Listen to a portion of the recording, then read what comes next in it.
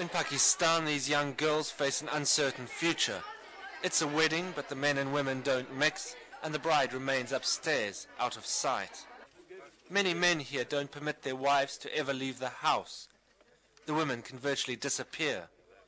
In most Pakistani households, the husband's authority is absolute. Outside a private charity in Karachi, a baby's cot stands in the street. The sign on it pleads with mothers to put their babies in the cot rather than kill them. It's usually baby girls who are quietly murdered. In many areas it's a traditional practice, recognized and even encouraged. In 1979, the late President Zia introduced Islamic law into Pakistan. For women here, it's meant they face a host of discriminatory laws. On the streets of rural villages, you don't see many women. Veiled or unveiled, she's under pressure to stay out of sight. In this society, a woman is considered very much the property of men. And that is the way a girl is treated from day one. That unless she conforms to the family's dictates, she's considered rebellious and an outcast. Some of those who do rebel wind up here at the Karachi North Insane Asylum for Women. According to the doctor here, most of these women lost their sanity after cruelty and abuse from husbands or families. In Pakistan, stress and overwork cause women to die on average younger than men. Of the 1,200 women here and their children, many appeared quite normal. The doctor said this 15-year-old girl was healthy. Her parents had brought her here saying she'd become uncontrollable when her arranged marriage was discussed. Others wanted to know why they were being detained. We belong to a respected family. Why they are not discharging us? Why are they not discharging us? Those in charge admit it's hard to separate the truly insane from the healthy. But largely run by cured inmates and with only one psychiatrist for all 1,200 women, it's a system which is open to easy abuse. Many of the problems faced by women arise from men marrying more than once. This house is said to deal in slave girls. The buyers are mostly older married men. We were told that up to 3,000 girls can be on sale on Karachi's streets each day. In this show house run by a private charity, slave girls have found opulence after a nightmare. At the Clifton Home for Girls, many were lured or kidnapped from their homes in Bangladesh and brought to Pakistan to be sold.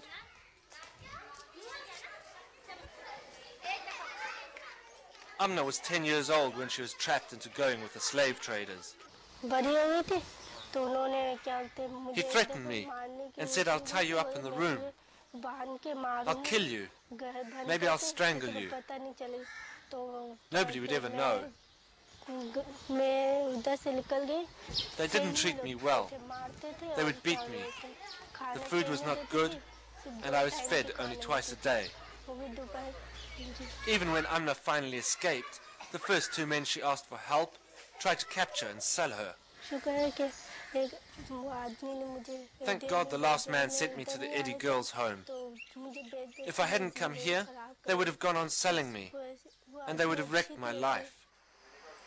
A group of lawyers are trying to bring the slave trade to a halt.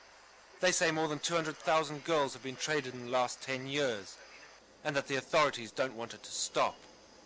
Pakistan government is doing nothing. It's not a simple trafficking, it's the complete mafia with the support of the border police as well as the local police. So they are all involved in it, and they are getting their, share. Whenever the girl has been sold, the share will go to the in charge of the police station and the small policemen who are looking after that area, and that has been protected by the police. I gave a runaway slave girl refuge. After a while, the police came with a pimp. She was taken away by the police, who then gave her back to the pimps. They sold her. Many other freed slavery victims are arrested and wind up in women's prisons like this. Though the authorities like it to be called a home for runaway women, Everyone here is locked up and can't leave without a court order. Fatima was arrested after she was brought to Pakistan. Her pimp went free. Once arrested, slave girls are often charged under the adultery laws. Though she's been acquitted, she's still not free.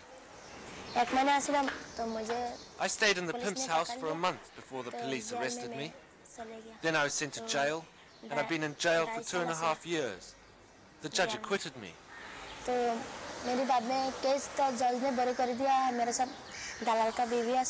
What police do whenever they make raids or they recover some of the girls, they arrest some pimps. So instead of making that woman as a star witness of the prosecution in the case, they make, you see, the women also as an accused under the Zina ordinance. And then she will be in prison. But not only freed slaves are imprisoned under the Zina adultery laws. These women are here for fleeing arranged marriages, escaping cruel husbands, even for having been raped. In Pakistan, rape victims are considered accessories to the crime. Rape requires 4 male witnesses, otherwise the victim's likely to be locked up. Most of them are innocent. They don't know what is happening. When we meet them, sometimes they say, if you ask them, well, what have you been here? What's happened to you? What have you done wrong? She says, I just don't know. I didn't agree to marry. I didn't like that fellow. Or he wanted to rape me. I just made a racket and I ran away. And I've been trapped and put here. Privately, police told us their hands are full without having to worry about the Zina laws. But they say the law is the law and they're just upholding it. Why do you imprison someone who's been raped against their will? Well, under Islamic law, you can be charged whether or not you did it willingly.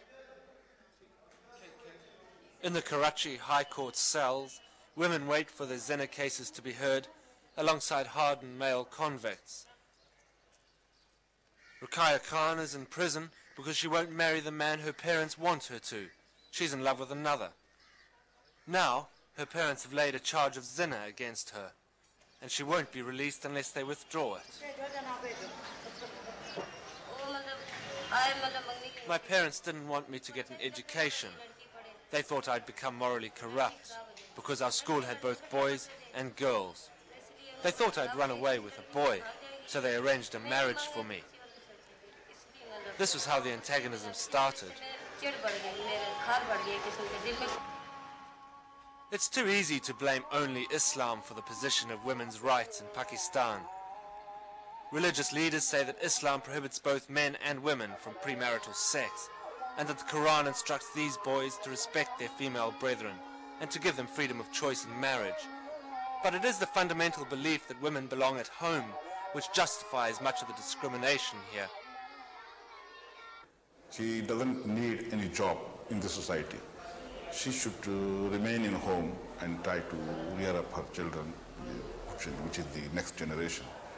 And she should not unnecessarily go to the society, unnecessarily. At the end of the day, like any other city, Karachi's nightlife awakens. This is a brothel where men commit adultery every night. The girls are licensed to dance, but everyone knows what really happens. In Pakistan, there are hundreds of brothels like it. Campaigners say it's time for women to confront the system.